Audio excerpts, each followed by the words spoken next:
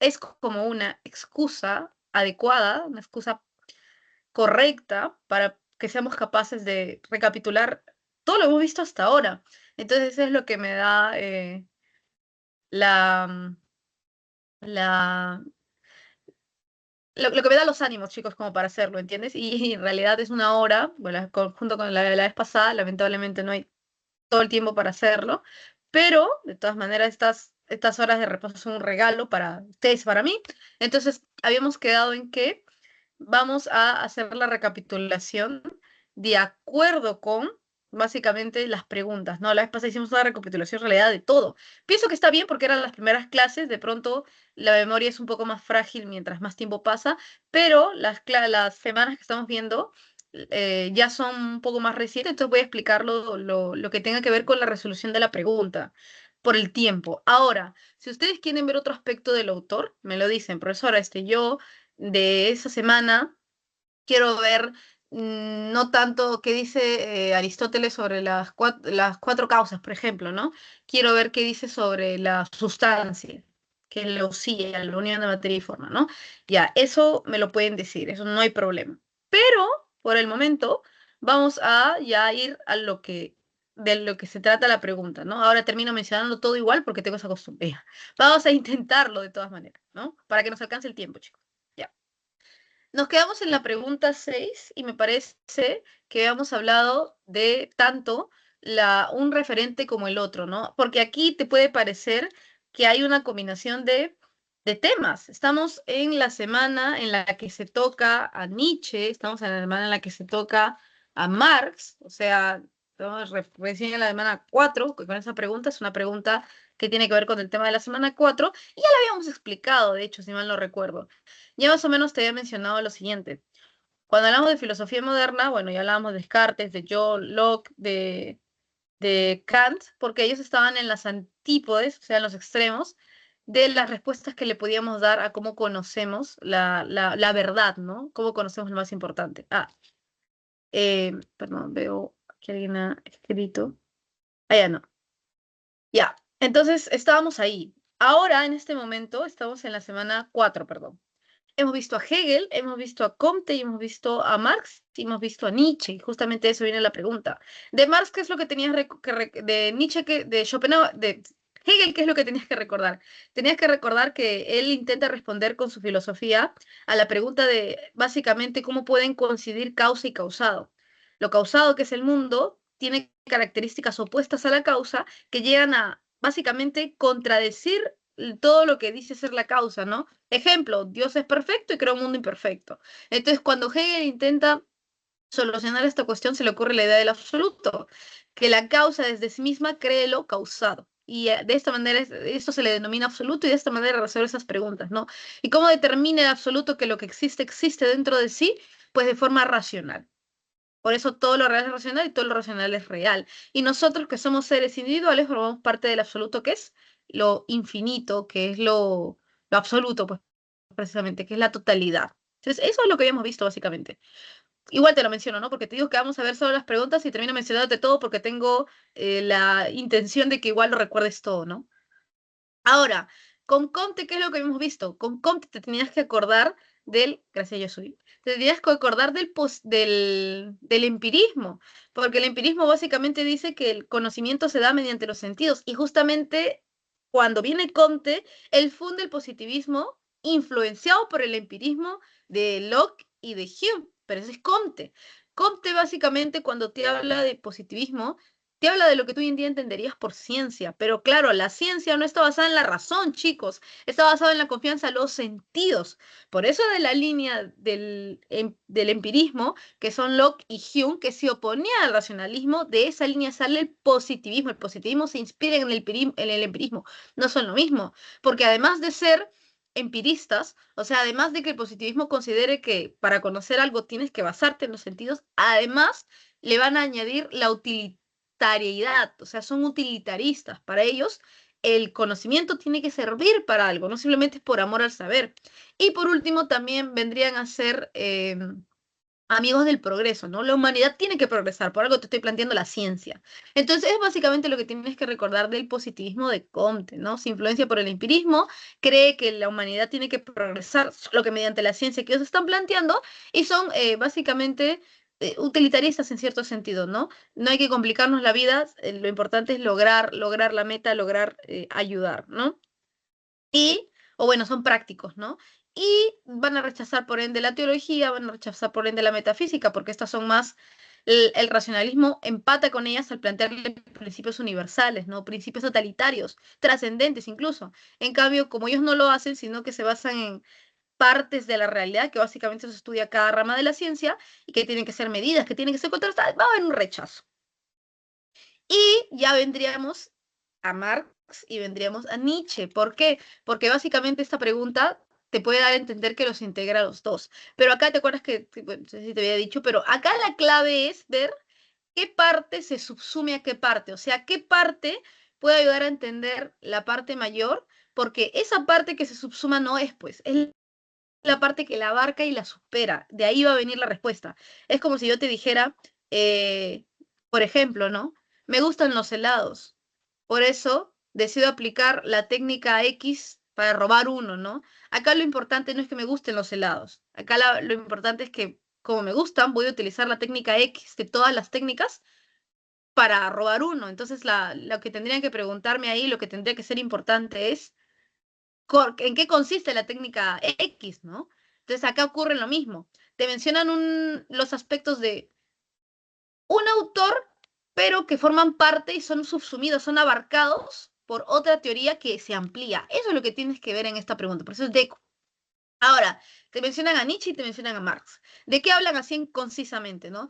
Básicamente, chicos, Nietzsche considera, y esto lo toma en realidad de Schopenhauer, que es un monstruo de la filosofía, que la vida está conformada, porque la vida es valiosa, o sea, de todo lo que existe, entre lo que está vivo y lo que no está vivo, ejemplo, una bacteria o una roca, ¿qué es lo más importante? Es la bacteria, lo que está vivo, ya.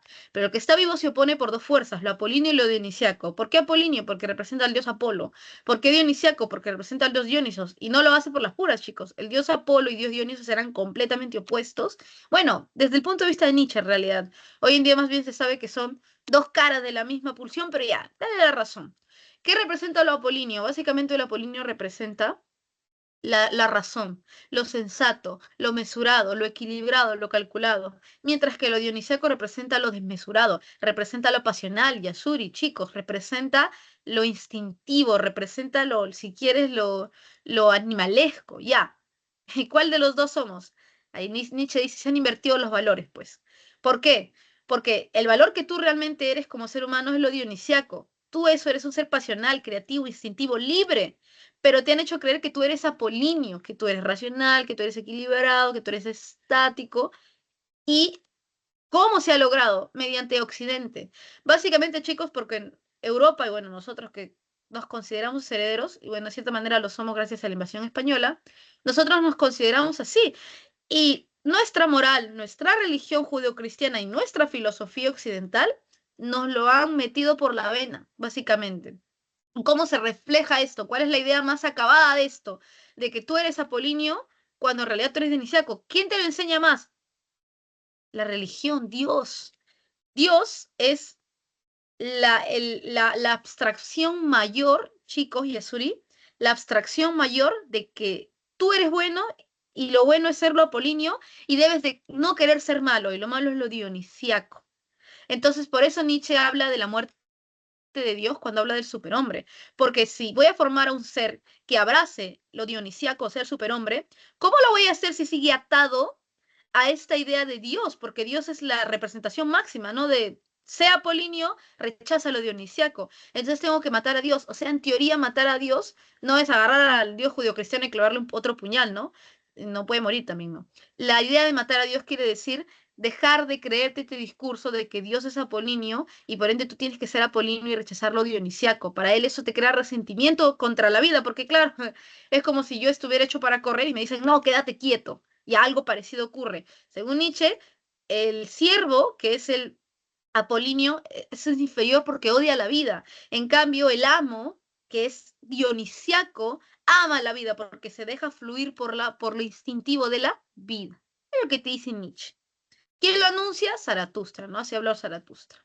Otra cosa en la que cree Nietzsche es el eterno retorno. Imagínate que este es el origen del mundo. Todo lo que ha ocurrido, ocurre y ocurrirá, se va a repetir hasta el que acabe y va a regresar. Ese es un círculo infinito de la historia. A cada minúsculo acontecimiento va a volver a repetirse. Él básicamente el eterno retorno.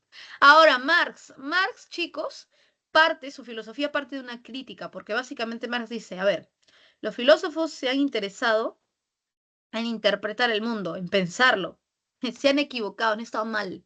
De lo que se trata es de transformar el mundo. ¿Por qué? Porque el hombre es un ser activo. ¿Y cómo te das cuenta de que el hombre no está hecho para quedarse en un escritorio sentado pensando o en un estudio? Te das cuenta mediante el trabajo. El hombre tiene no solamente una base de ideas, la base ideal, el hombre tiene una base material. Y de hecho, acuérdate de la pirámide de Maslow, de hecho, tengo que satisfacer la parte material primero para poder hablar de la parte ideal, como te diría la pirámide de Maslow, ¿no? Si quieres pensar en el bienestar de tu familia, ¿no? Primero tienes que pensar en que estén alimentados. Primero tienes que pensar en que tengan una casa y comida. Después piensas en las relaciones de familia, oye, ¿cómo nos llevamos? Vamos al psicólogo. Después piensas, qué sé yo, en la parte ya teórica, ¿no? Piensas en, oye, deberíamos estudiar, formarnos. Después ya piensas en la autorrealización, metas, ¿no? Y después ya piensas en el pináculo, ¿no? Tu libertad, el sentido de tu vida. Pero primero tienes que tener lo material garantizado.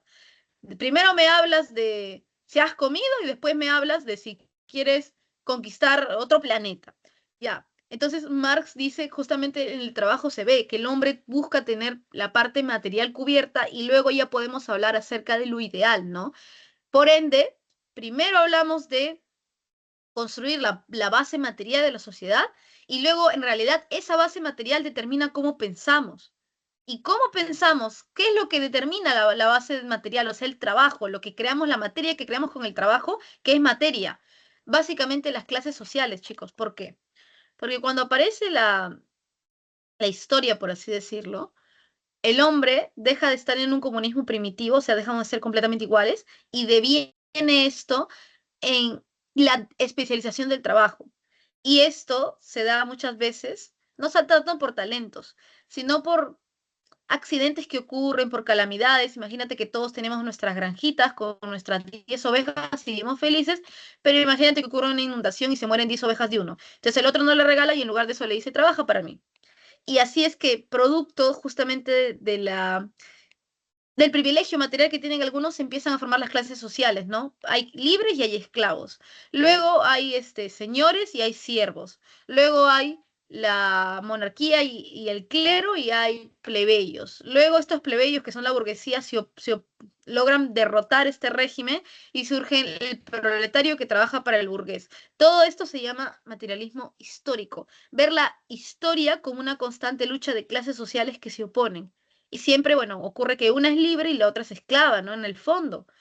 Y Marx dice, pero esto se va a acabar cuando llegue el proletario. El proletario, como acabo de decir, diría Marx, sabe que su realidad determina quién es, cómo piensa, y él se da cuenta él está en el lado desfavorable, por ende se da cuenta de esta injusticia, y como se da cuenta de esta injusticia, él puede querer cambiarla. ¿Y cómo la cambia? Va, le toca la puerta al burgués que tiene los medios de producción, que tiene la fábrica, y le dice, señor burgués, discúlpeme, quiero entrar, quiero apoderarme de todo esto. No, no en la vida, pues el burgués va a decir, adelante, pase, aduéñese de todo, ¿no? Que al final es mi nombre nada más, porque para Marx así es, el que trabaja, el que crea riqueza es el que mete la mano en la fábrica. O sea, el proletario, mientras que el burgués por tener la fábrica a su nombre se lleva todo ya. No, no va a ser de forma pacífica. La toma del poder por parte del proletario, chicos, tiene que ser violenta, porque el proletario, según él, es la última clase social llamada a eliminar las clases sociales, a eliminar el Estado, a eliminar la propiedad privada. Ya, pero ¿cómo lo va a lograr? De forma violenta. La toma del poder tiene que ser violenta porque hablando no se entiende a la gente siempre. Después de esto, claro, el fin es eliminar el Estado, las clases sociales y la propiedad privada, o sea, instaurar el comunismo, pero mientras el proletario toma el poder y mantiene todo eso para irlo acomodando y poder eliminarlo en la fase final, se da en la etapa intermedia que se conoce como el socialismo. El socialismo es la etapa intermedia entre el que el, el Partido Obrero, el proletario, tomó el poder y cuando logró cumplir sus fines. Esa etapa intermedia donde conserva los elementos que va a eliminar para poder irlos acomodando bien, es lo que se conoce como el socialismo. Ya. Y luego tenemos la pregunta, ¿no? Básicamente la pregunta condensa. Te dice Marco, es un joven obrero. Él considera que la religión y en general la cultura occidental ha invertido los valores vitales haciendo que nosotros, que de nosotros los seres humanos, quienes reprimen su propia naturaleza, por lo que él apuesta por una liberación individual y social de los condicionamientos sociales. Qué interesante. Parece mitad Nietzsche y mitad Marx. Y aquí dice, ¿no? Además coincide plenamente con que los que sostienen la filosofía solo han servido para interpretar de diversos modos el mundo, cuando de lo que se trata es de transformarlo. Ya. Pregunta, chicos, acá, ¿qué es lo que está complementando qué cosa? O sea, qué es lo que, de lo que te habla y lo que utiliza para ayudarte a hablar de eso? Aquí te está hablando que él como obrero entiende la estructura material, o sea, entiende qué es lo que ha ocurrido por el hombre, que básicamente lo que ha ocurrido con el hombre es que se ha reprimido su propia naturaleza, pero él va a buscar una revolución de tipo social, una liberación de tipo social. ¿Por qué? Porque la revolución tiene que darse materialmente, ¿no? Entonces no se trata tanto de interpretar al mundo, se trata de transformarlo. Y mira, acá dice lo siguiente. La posición de Marco se acerca a la filosofía. Ah, coincide con el cinismo. Chicos, el cinismo es una corriente de pensamiento helénica que aparece como todas las corrientes de pensamiento helénicas cuando la cultura griega se está desmoronando y tiene, por así decirlo, el fin de que el griego se aísle un poco del trauma de ver su sociedad que se está derrumbando todas estas son casi posturas escapistas, ¿no? Uno de ellos es el cinismo, que lo recordarás, debes haber escuchado hablar de él, Diógenes, no Laercio, Diógenes de Sinope, y básicamente habla acerca del romper con cierto tipo de tradiciones racionales, ¿no? Propias de la cultura griega. Por eso te la ponen ahí, ¿no? Porque el cinismo también rompe con este aspecto que podríamos llamar apolinio. Eso no es, no viene, no lo hemos visto, ni siquiera, no tiene nada que ver. Adopta la postura nichana. Sí, pues, pero también asume una postura marxista. Mira, la B y la D. Entonces, o te adopta la una o adopta la otra. No hay una en la que venga las dos. C, coinciden que la religión y la filosofía deben separarse, pero no te habla en ningún momento solo de la religión. Te habla de la cultura occidental. O sea, también tendría que haberte mencionado la filosofía, tendría que haberte mencionado la, la moral. Entonces, no es la C porque abarca solo un aspecto, uno de los tres. No es la A porque no sabes nada, no hemos visto sobre el cinismo. Y el cinismo no habla acerca de la liberación, no habla acerca del trabajo, básicamente Marco es un joven obrero. La E, afirma un activismo moral no religioso. No, nunca te está hablando de la moralidad, que porque es lo correcto, porque es bueno, no. ¿Es la B o es la D? ¿Cuál creen que sea, chicos? Porque acá una está ayudando a la otra.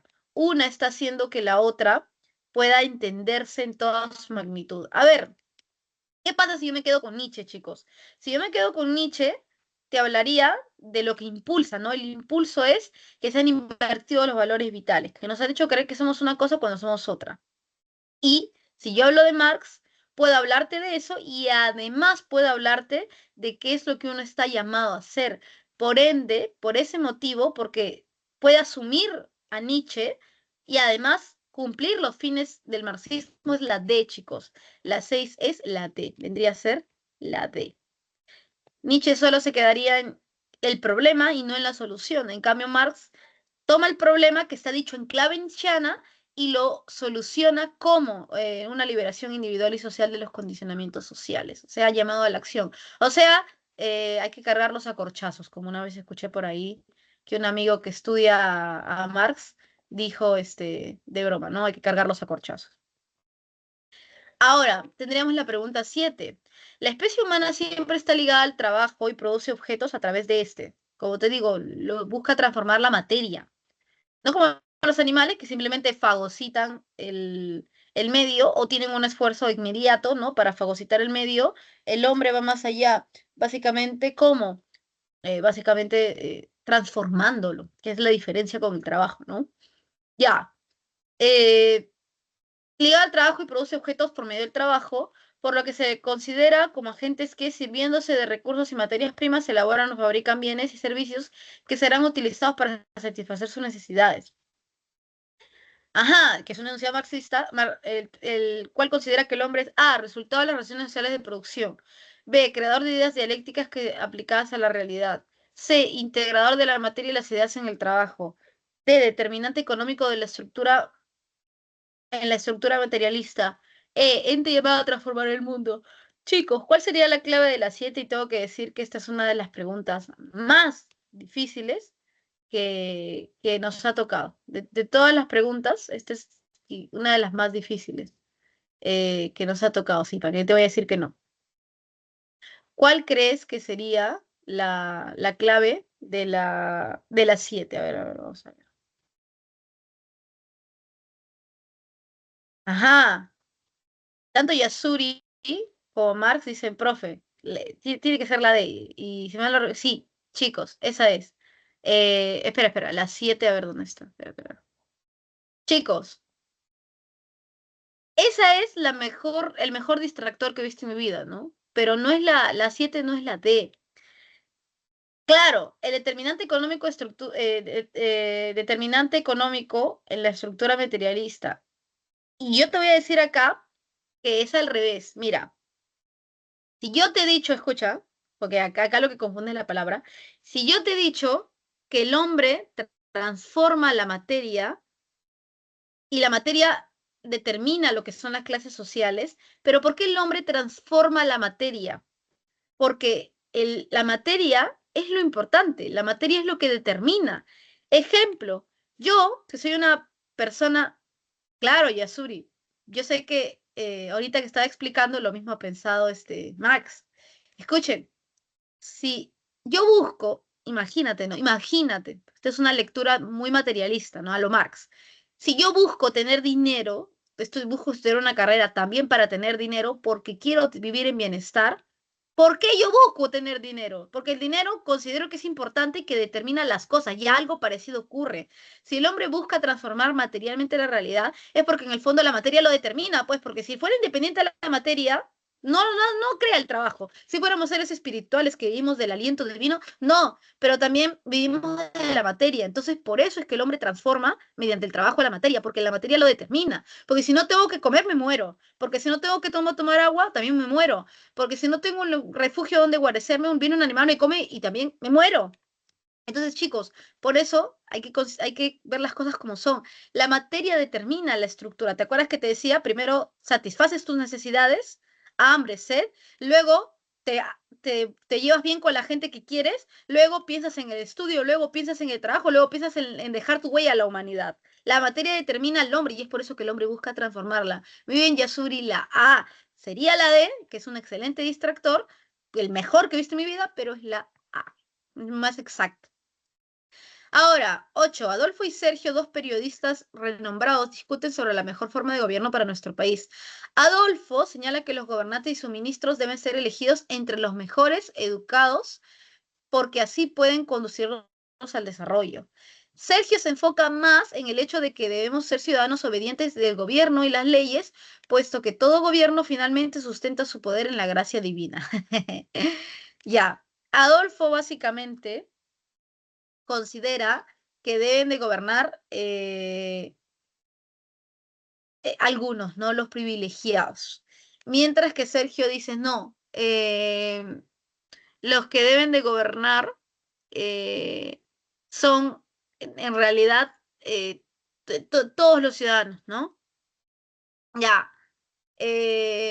mediante Dios, ¿no? Y la gracia divina quiere que gobierne el pueblo, ¿no? La voz del pueblo, la voz de Dios, has escuchado ya. Esta pregunta les puede parecer, chicos, que ¿de dónde la ha sacado? ¿Dónde ha salido? Y esta pregunta ha salido de la semana 5, porque en la semana 5 hablamos acerca de historia de la filosofía de Latinoamérica y el Perú, y acá quiero que prestes atención, porque este es uno de los temas, sí o no, Yasuri, eso hemos visto en esa semana, eso es uno de los temas que más cuesta, escucha. Básicamente podemos resumirlo así.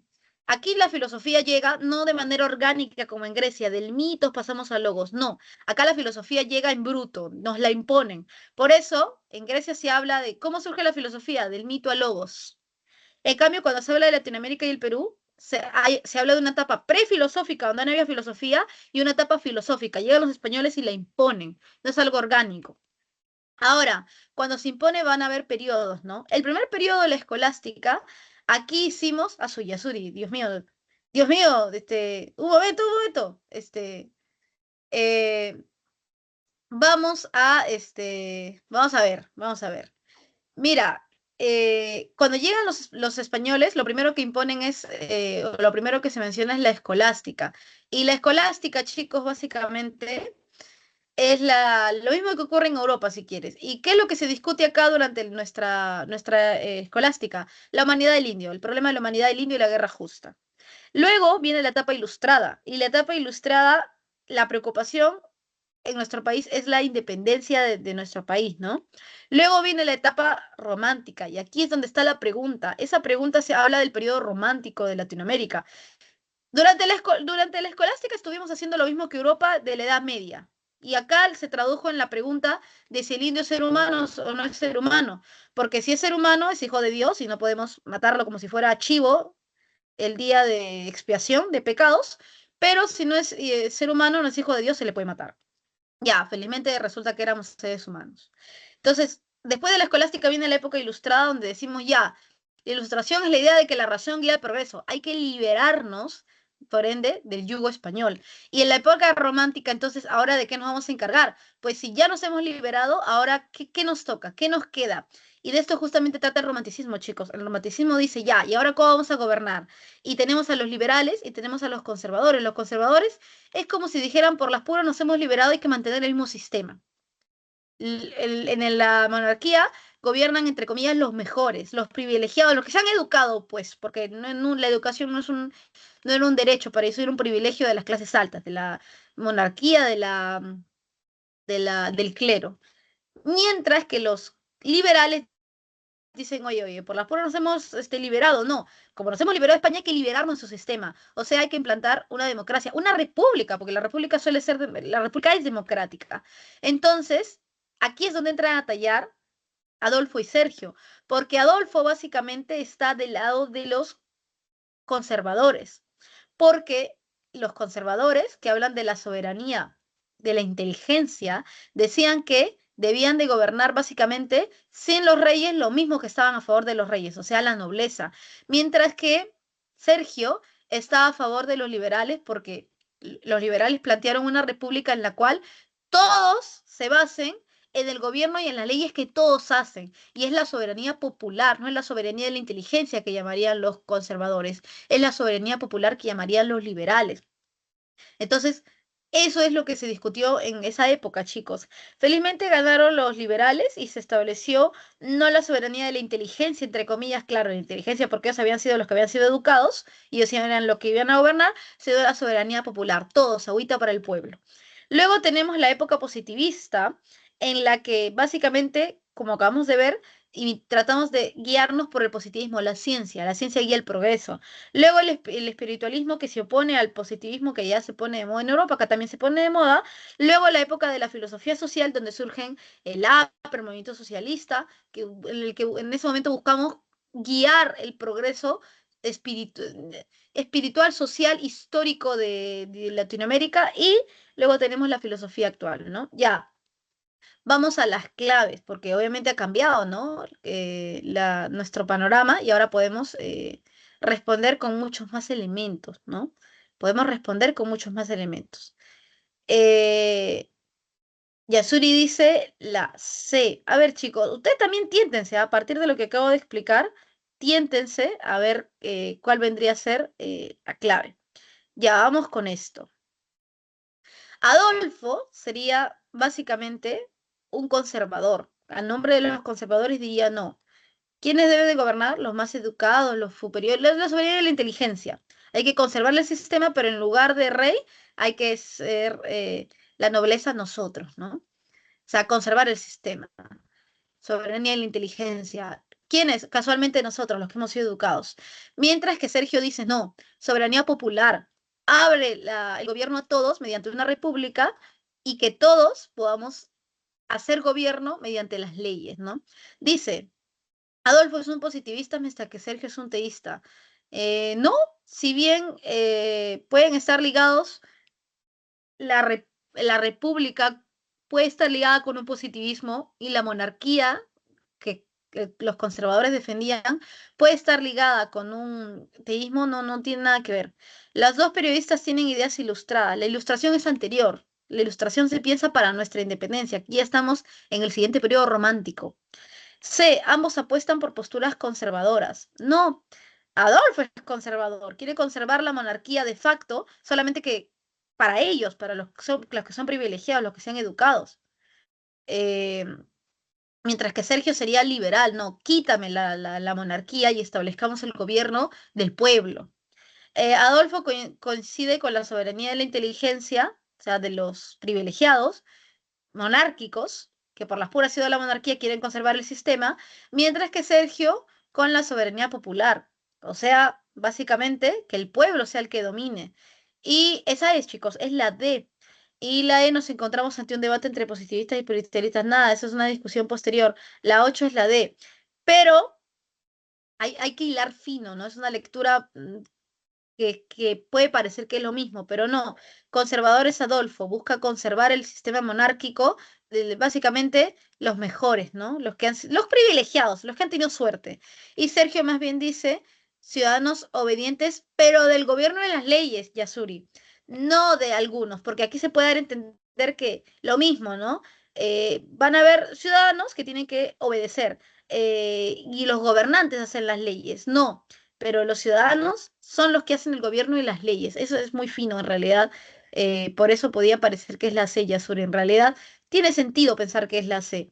Pero como es la discusión de básicamente liberales contra conservadores, por eso es la T. Ahora, pasamos con la 9. Después de la Segunda Guerra Mundial, los ejércitos soviéticos encontraron que en el campo de concentración de Buchenwald había restos humanos calcinados y cámaras de gas. Ya, encuentran restos por un lado. Luego encontraron los mismos restos en el campo de prisioneros de Treblinka. O sea, encuentro por otro lado. Asimismo, hallaron idénticas pruebas en Auschwitz. Ya, encontré también restos por otro lado. Encontré acá, acá y acá restos humanos. Finalmente, las autoridades soviéticas llegaron a la conclusión de que la política nazi incluyó el exterminio sistemático de judíos, gitanos, comunistas, homosexuales, prostitutas, ateos y traidores. Dios mío, podemos inferir que la conclusión a la que llegaron los soviéticos fue resultado de, ajá, chicos, aquí vamos ya con la semana 6. Y básicamente la pregunta tiene que ver con, bueno, lógica, los dos tipos de argumentos que existen, chicos, los argumentos de tipo inductivos y deductivos. Profesora, ¿cuál es la diferencia entre un argumento inductivo con un argumento deductivo? Básicamente, chicos, la diferencia es la siguiente. Un argumento inductivo es aquel que se va de lo particular a lo general, mientras que un argumento deductivo va de lo general a lo particular. Ese es el tip que yo te di para que aprendas a reconocer. Ejemplo de argumento deductivo. Todos los letrados son cultos. Ah, Max, ya, vamos a tenerlo ahí. Todos los letrados son cultos. Ah, María es letrada, María es culta. Te planteé un universal y luego de ese universal ya podía hablarte del particular, porque todo entraba a tallar, se guiaba por lo universal. Mientras que un argumento inductivo sería del tipo, oye, Juan es hombre y es mentiroso. Estefan es hombre y es mentiroso. Pedro es hombre y es mentiroso. Por ende, Juan es hombre y es probable que sea mentiroso. No es 100% asegurado.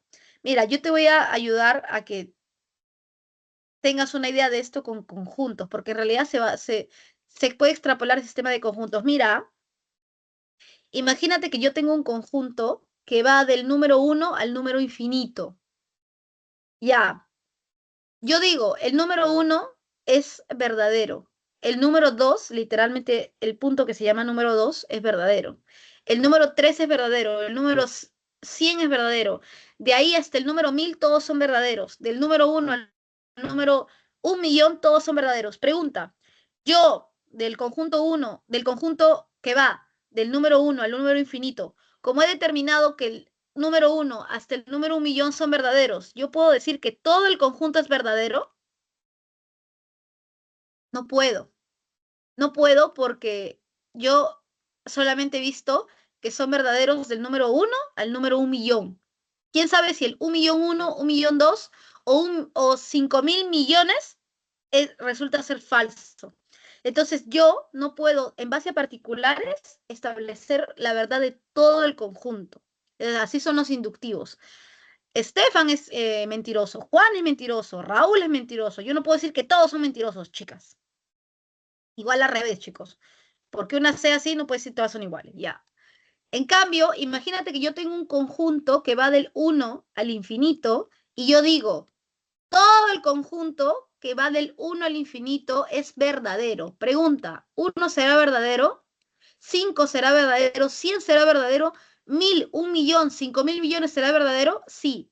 Cada elemento debe ser verdadero. ¿Sabes por qué? Porque yo he dicho que todo el conjunto es verdadero. Por ende, si yo digo todo el conjunto es verdadero, ahora sí puedo decir que cada elemento va a ser verdadero. En cambio, si yo no establezco esto y solo digo, no, 1 es verdadero, 2, 1.000.000, 100.000.000, pero yo no puedo decir que en base a ello todo vaya a ser verdadero. Yo puedo ir de lo general a lo particular, sí, pero no puedo ir de lo particular a lo general con 100% de certeza. Ahora mira lo que dice acá.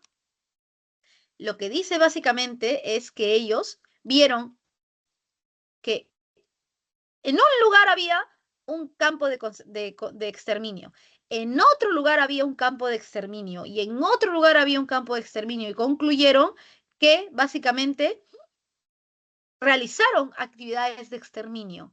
Pregunta, ¿esto está yendo de casos particulares a una conclusión general o está hablándote de algo general y luego va a lo particular? O sea, ¿es inductivo o es deductivo? Es inductivo, es inductivo. Entonces, ¿cuál sería? Sería la, ¿alguien tiene otra opinión más? Sería la, muy bien, Max, sería la B. Estoy hablándote de un argumento, de un razonamiento de tipo inductivo. Otro podría haber sido la C, ¿no? Deductivo hubiera sido si los soviéticos hubieran dicho esto, ¿no? Imagínate, los seres humanos en periodos de guerra buscan exterminarse en masa. Por ende, por ende, deben de haber campos de concentración. Y recién encuentran 1, 2, 3, 4 campos de concentración. Eso hubiera sido un argumento deductivo. Yo voy de lo general. Los seres humanos en épocas de guerra buscan exterminarse en masa. Y luego yo encuentro 1, 2, 3 que me dan la razón. Pero acá he ido al revés. He encontrado 1, 2, 3 y luego he dicho, estos seres humanos han buscado eliminar a otros en masa durante la Segunda Guerra Mundial, básicamente. Ahora vamos con la 10. En un debate electoral, uno de los candidatos termina su intervención señalando que se ha preparado toda su vida para ocupar el cargo al que postula, que ha concluido 2 carreras universitarias, 3 maestrías, un doctorado, todo en universidades de renombre internacional. Por ello, a su parecer, ahora que ingresa a la política, acabará con la pobreza y desempleo de su país. Me recuerda, me recuerda un poco distorsionado a Fujimori. Ya, chicos, presten atención. Se trata acerca de falacias, básicamente. Ya, vamos a hacer un repaso de falacias. Existen 2 tipos de falacias no lógicas. Las lógicas son cuando estás haciendo tus operaciones lógicas y te aparecen, ya. Las falacias no formales que le dicen son de 2 tipos, de atingencia y de ambigüedad. ¿Cuáles son las más fácil que te acuerdes? Las de ambigüedad, porque básicamente las falacias de ambigüedad, que son nada más 3, cambia, eso es ser ambiguo. Ser ambiguo es que algo cambia del sentido, de la forma en la que estaba. Yo te doy el ejemplo, ¿no? Me habla, a veces no me habla, me mira, a veces no me mira, total, ¿le gusta o no le gusta? Eso es ser ambiguo. Ya. En las falacias de ambigüedad también cambia el sentido, cambia el significado, cambia la sintaxis o cambia hasta la entonación. ¿Cómo se llama cuando cambia la entonación? La falacia de énfasis, es una falacia de ambigüedad. Voy a luchar por los derechos de los hombres para que todos podamos ser libres. Y luego viene alguien y dice, vas a luchar no por los derechos, vas a luchar por los derechos de los hombres. Entonces, si los de las mujeres, eso sería una falacia de énfasis, ¿no?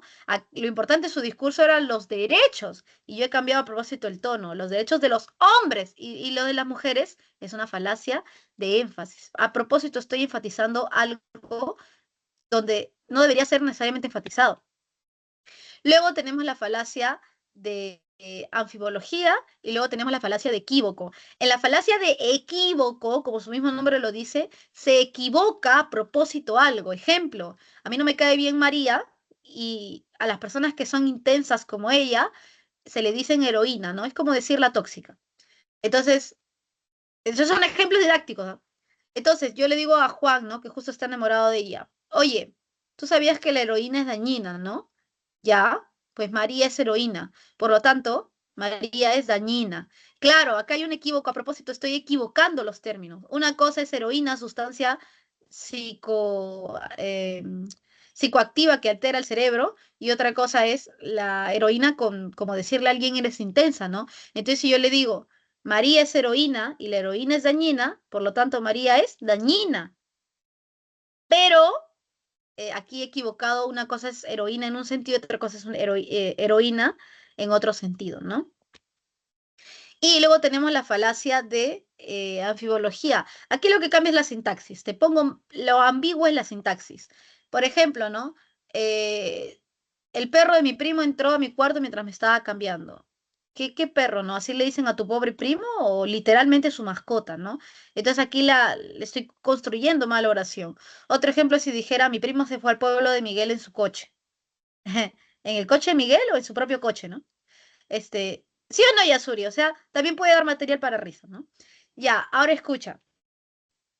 Esas son las falacias de ambigüedad. Cuando cambia la sintaxis, cuando cambia el sentido o cuando cambia el énfasis, esas son. Luego tenemos las falacias de atingencia. ¿Y qué es lo que falla en las falacias de atingencia? Falla la validez, chicos. Ustedes acuérdense que para que un argumento sea válido, yo tengo que tener premisas y la conclusión tiene que resultar de las premisas. Si yo te digo A, entonces C, ¿sabes por qué concluyo eso? Porque A, entonces B y B entonces C. Por eso yo puedo decirte que A entonces C. Entonces, un argumento es válido cuando yo te lo construyo y te lo construyo con premisas y conclusión. Y la conclusión se extrae, resulta necesariamente de las premisas. Entonces, las falacias de atingencia básicamente rompen con este principio, rompen con el hecho de que la conclusión se deduzca de las premisas. ¿Cómo te fuerzan la conclusión? No te construyen todo un argumento, sino te dicen, acepta la conclusión. Y aquí es donde hay diferentes tipos. ¿Qué es lo que se va a valer el que comete esas falacias para que tú a fuerza aceptes la conclusión si no te la está presentando en base a premisas adecuadas? Depende. Si utiliza la fuerza para que aceptes algo, para que aceptes la conclusión, no te construye argumentos. Te pone la conclusión y te dice acéptala. Ya, ¿en qué se va a basar? Depende, pues. Si se basa en la fuerza, sería un ad baculum. Si se basa en ridiculizar aquel que dice un argumento distinto, o ridiculizar otro argumento, va a ser ad hominem. Si se basa en decir no, esta persona, cualquier persona o yo, somos la voz de la autoridad, sería un ad, ¿cuál sería? Ad verecundiam. Si se basa en la pena, no acepta lo que yo te digo por piedad, porque tienes que sentir lástima, ad misericordiam. Si se basa en que no puedes probar lo contrario, y como no puedes probar lo contrario, tienes que aceptar lo que yo digo, ad ignoratiam. Si se basa en la voz popular, sería ad populum. Entonces, este de acá, esta persona, básicamente está diciendo, tienen que elegirme, porque soy el mejor. ¿Cuál sería entonces la 10? A ver, vamos a ver. ¿Cuál creen, chicos? ¿Dónde está? Vamos a verla. ¿Qué sería la 10? ¿Alguien tiene alguna idea cuál sería la 10?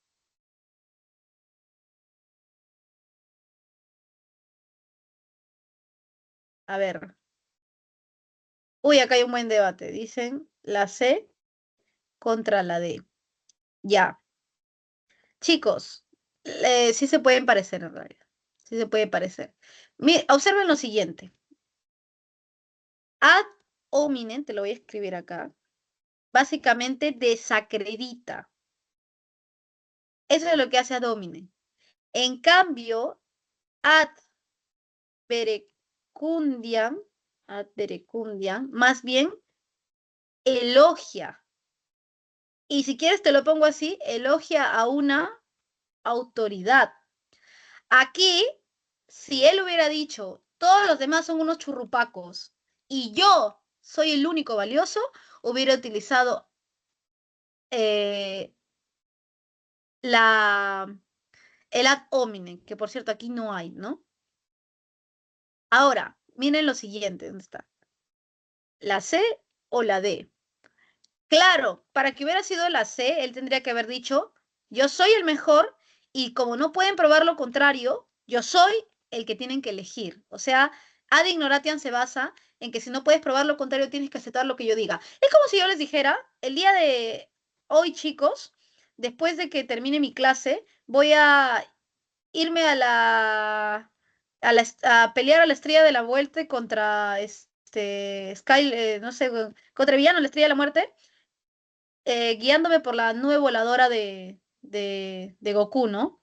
Y si no puedes probar lo contrario, o sea, si no puedes probar que esto es cierto, tienes que aceptar, ¿sí o no, Yasuri? Que lo que yo digo es cierto. Entonces, en eso se basa ad ignoratiam. Las estrellas guían el curso de nuestra vida.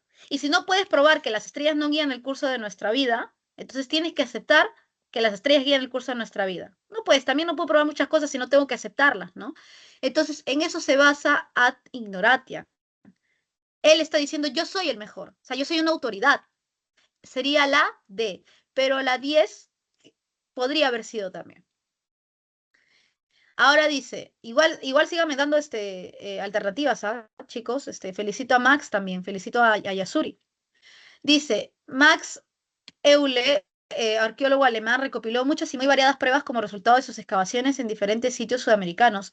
Aplicó los métodos de la antropología morfológica a un sinnúmero de cráneos y recuperó miles de artefactos que incluyen cerámica, conchas, textiles, metales, objetos de madera y otros materiales vegetales y objetos construidos con materiales de origen animal como plumas, huesos y piel. Todo ello lo llevó a formular su famosa hipótesis inmigracionista. Acometió entonces la ardua tarea de elaborar una síntesis. Yo sintetizo diferentes elementos, ten eso en cuenta. Para que haya síntesis tienen que haber diferentes elementos. ¿Qué cosa? Las muchas y muy variadas pruebas que él encontró. Ahora dice, ¿no? Todo ello lo llevó a reformular su famosa hipótesis migracionista. Elaboró una síntesis de investigación del origen de la cultura andina, cuya conclusión sostenía que ésta se originó de aportes venidos de Mesoamérica, o sea, México y América Central. Así es como surge nuestra cultura andina. Los Andes están en América del Sur.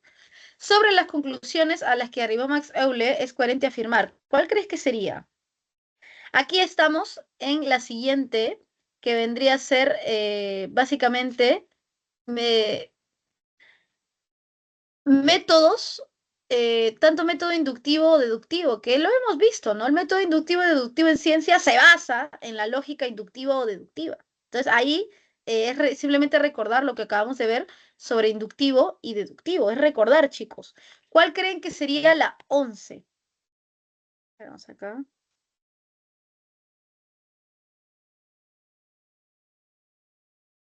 Muy bien, muy bien, muy bien. La 11 sería la C. A propósito de lo que dijo Max Euler, muy bien, Max. Claro, la 11 sería la C. La C. Muy bien, chicos. Ven que lo importante que es participar. Ya, 12. Uno de los personajes más importantes que estudió los sentinemas fue Aristóteles. El filósofo griego apreció la importancia de este recurso en la retórica para convencer al receptor del mensaje. Muy habitualmente las argumentaciones que se hacen apelando a lo moral o lo ético poseen un entinema como herramienta de persuasión, aunque muchas veces no se advierte su uso. Justamente eso es un entinema, chicos. Un entinema viene a ser un argumento, un razonamiento, que acuérdate que un argumento o razonamiento tiene premisas y tiene conclusión. Ya, ¿cuál es el detalle con un entinema, chicos? El detalle con un entinema es que yo no te digo todas las premisas. Ejemplo, si yo te digo A, entonces B, y luego te digo A, entonces, no, eso sería una... Y luego te digo A, entonces o B, perdón, entonces C, ¿qué cosa yo ya no necesito decirte? Entonces C. Ahí queda implícita la conclusión. Yo te digo, oye, entonces B, B, entonces C, pues, y tú dices, ya, entonces C. Pero puede ocurrir al revés, chicos. Puede ocurrir que yo no te diga más bien una premisa. Y eso es un entinema. Nosotros, la mayoría de veces, no se dice una premisa, cometemos entinemas. Esto lo va a estudiar Aristóteles. ¿Qué es un entinema? Chicos, ¿nunca les ha pasado que alguien les dice algo tan lógico que ustedes no necesitan que les dé la información completa? Oye, Stephanie, ese chico con el que tú quieres estar ha golpeado a una exnovia, ha golpeado a la segunda y casi mata a la tercera. No deberías estar con él. Y tú agarras y dices, si tienes autoestima y una psicología sana, dices, ya, sí, no debería estar con él. Pero hay algo implícito. ¿Qué es lo implícito? Que una persona que golpea a sus enamoradas no es una persona con la que tengas que estar. O enamorados igual, ¿no? Si fuera al revés, porque también puede ocurrir. Entonces ahí es demasiado obvio la premisa. Tal persona golpea a sus enamoradas. Premisa uno. Quien golpea a sus enamoradas no es material para pareja. Conclusión, uno no debe estar con una persona así. Entonces, eso es un entinema. Otro ejemplo que es el que vimos.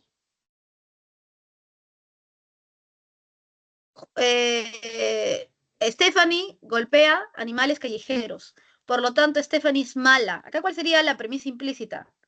Todo aquel que golpea perros callejeros es malo. Y acá te lo construyo, mira. Todo aquel que golpea perros callejeros es malo.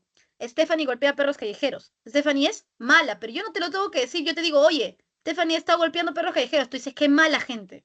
Porque es demasiado obvio que aquel que golpea perros callejeros es mala gente, ¿sí o no, Yasuri? Entonces, ¿cuál sería la clave de la 12, crees tú?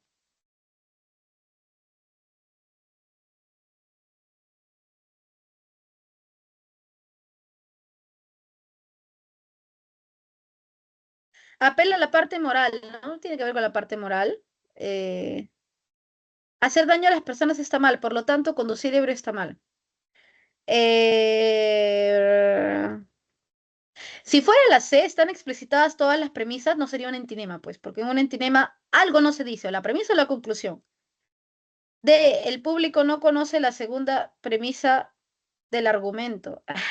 Ya, pero ¿qué implica que el público no conozca la segunda premisa del argumento? Ahí hay una alternativa que es mucho más exacta que la D. La secuencia de razonamiento refleja una estructura compleja. ¿Qué tiene que ver eso? ¿Es la A o es la B, chicos? ¿Cuál sería la de la 12? ¿La A o la B?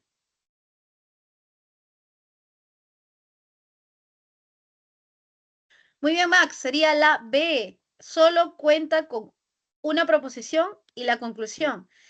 Hacer daño a las personas está mal. Si conduces ebrio, haces daño a las personas. Por lo tanto, conducir ebrio está mal. Ahí hay una premisa que faltaba, pero es demasiado obvia, ¿no?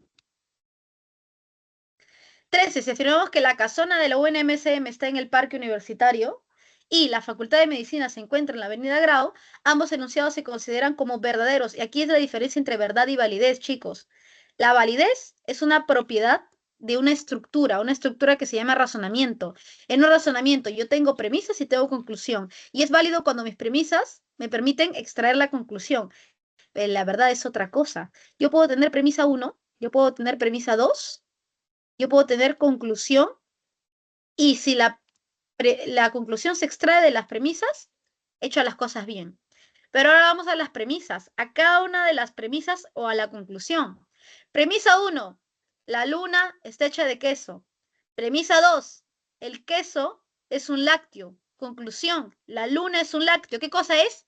Es válido. Porque si yo te digo que la luna está hecha de queso y que el queso es un lácteo, la luna es un lácteo. Se extrae.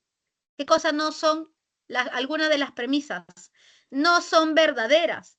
Yo hablo de la verdad cuando hablo de cada una de las oraciones. En este caso, las dos oraciones que son la premisa y la oración que es la conclusión. Si yo te digo, aguanta, espera, ya, es válido, la conclusión se extrae de las premisas. Voy a la premisa uno, ¿no? A la oración uno. La luna está hecha de queso. Falso, la luna no está hecha de queso. Premisa 2. El queso es un lácteo. Ese sí es verdadero. Conclusión. La luna es un lácteo. Eso es falso. Yo, para hablarte verdad o falsedad, yo no tengo que ir al argumento. Yo no tengo que construírtelo y ver que la conclusión se deduzca de las premisas. Chicos, para hablar de verdad, ¿sabe qué es lo que tiene que ocurrir? Tiene que ocurrir que yo te diga una oración y esa oración que tiene un sentido yo la confronte a la realidad. Ejemplo. Los perros descienden de los lobos. Aquí no hay premisa, aquí no hay conclusión, aquí hay una sola oración, que puede formar parte de un argumento. Puede ser premisa o puede ser conclusión, pero si yo la agarro solita, yo tengo que ir a los hechos. Ahí es donde yo termino la verdad y falsedad, ahí con los hechos. ¿Los perros son descendientes de los lobos? Pues genéticamente, con pruebas, sí lo son. 13. ¿Cuál sería la clave de la 13, chicos? Poseen un valor útil en el mismo lenguaje, son evidentes, claros y distintos, permiten ubicarnos en la gran ciudad capital, son cuestiones que denotan una estructura, describen y se corresponden con los hechos. ¿Cuál sería?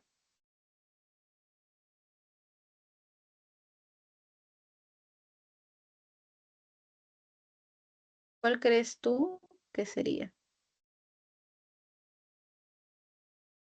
Muy bien, chicos, sería la E. Y a propósito, esto va con otra cosa que vimos. Los tres tipos de las tres definiciones de verdad. La que yo te acabo de dar es una verdad por correspondencia. Lo que yo digo se tiene que corresponder con la realidad, pero hay otras formas también de definir la verdad. Una es la verdad como evidencia, evidencia a la luz de la razón. Ejemplo, Dios, ¿existe o no existe? ¿Sabes lo que te diría Descartes? Ya pues, ¿qué te dice tu razón? Dios es un ser infinito, omnipotente, omnipresente, es perfecto. Si yo tengo un conjunto de cosas que existen y un conjunto de cosas que no existen, ¿cuál es más perfecto? ¿Las cosas que existen o las cosas que no existen? Las cosas que existen. Si yo te digo que Dios es perfecto y en lugar de que exista digo que no exista, lo contradigo, contradigo su perfección. Por ende, por lógica, por razón, Dios tiene que existir. Es una verdad por evidencia, tu razón la encuentra. Y luego tenemos la verdad como utilidad, ¿te acuerdas? ¿Dios existe o no existe? Depende, ¿cómo me ayudas en mi vida? No es que si tú crees que Dios existe, no hace cosas malas. Amén, existe. Y la verdad como evidencia, ¿dónde está? ¿Dónde está? ¿Dónde lo veo? Está, milagro. Recién ahí creo que Dios existe. Sería la E. Muy bien, chicos. 14. En un coloquio de filosofía, Juan sostiene que en todo triángulo, el cuadrado de la hipotenusa, bueno, sería rectángulo, ¿no? El cuadrado de la hipotenusa es igual a la suma de los cuadrados de los catetos. Luego señala que toda línea paralela a un lado del triángulo, toda línea paralela a un lado del triángulo divide a los dos lados en partes proporcionales. Finalmente afirma que no se necesita ninguna prueba empírica para dar cuenta de estos conocimientos. Ah, ¿qué tipo de verdad sería, chicos? ¿La verdad como evidencia, la verdad como correspondencia o la verdad como utilidad? ¿Este conocimiento dice que es real porque me sirve para algo? No. Este conocimiento es real, es verdadero, perdón, porque puede ir a la realidad y la realidad me lo demuestra. No, sería la verdad como evidencia. Esto de acá se saca por vía de la razón, calculando, pensando. Ahora dice, ¿no? Del enunciado de las teorías de la verdad se puede establecer que, la idea y la realidad deben corresponder. Sí, la idea y la realidad deben corresponder, pero acá no está yendo a comprobarlo, acá simplemente es una verdad de evidencia a la luz de la razón, no está yendo a la realidad. Si te añadiera, ¿no? Y para eso voy y lo compruebo en la tierra midiendo, no. B, los hechos no deben contradecir la realidad. Sería como lo mismo que la A, pero en otra clave. C, la realidad se presenta con claridad y distinción. D, el consenso determina lo que es cierto y lo que no. No, nunca te está hablando de que esto lo decidimos nosotros. E, la utilidad de un hecho determina la verdad. Esta sería la verdad como utilidad. Chicos, la 14 sería la C, porque tu razón entiende las cosas de manera teórica como cosas claras y distintas. Este sería la C, muy bien. ¿Quién dijo eso? Miyuki, creo. Muy bien. Chicos, no puedo creer. Una pregunta más, una pregunta más. Actualmente una de las terapias del cáncer es la quimioterapia, cuya efectividad es diversa. Debido al desarrollo de la nanotecnología, los médicos indican que el uso de las nanopartículas hará más efectiva la quimioterapia. El uso de pequeñas dosis de cisplastino y docetaxel podrán ir directo a las células cancerosas, lo que reducirá el dolor de los efectos secundarios. Ya, chicos, acá me habla de las funciones de la ciencia. ¿Te acuerdas que la ciencia tiene funciones teóricas? La ciencia describe un hecho. Oye, si combino partícula A con partícula B, explota. Luego explica. ¿Sabes por qué explota? Porque la partícula A causa estos cambios químicos en la partícula B. Luego predice. Si vuelvo a mezclar la partícula A con la partícula B, va a explotar. Y luego aplica. Voy a utilizarlo para dinamitar este edificio. O sea, son las funciones de la ciencia.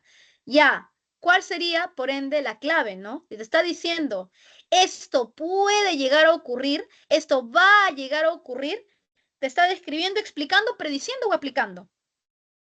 ¿Qué cosa está haciendo?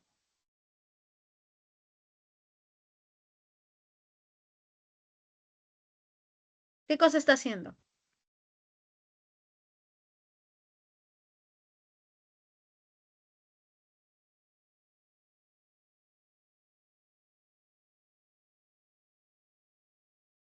Te está prediciendo, porque te está diciendo, esto es lo que va a ocurrir. Indican que el uso hará más efectiva la quimioterapia. La 15 es la D. Chicos, no hay tiempo para más, no puedo creerlo.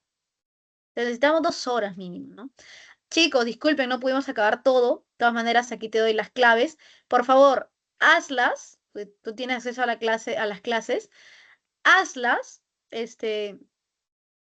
tú mismo y luego contrastas con las claves que están acá.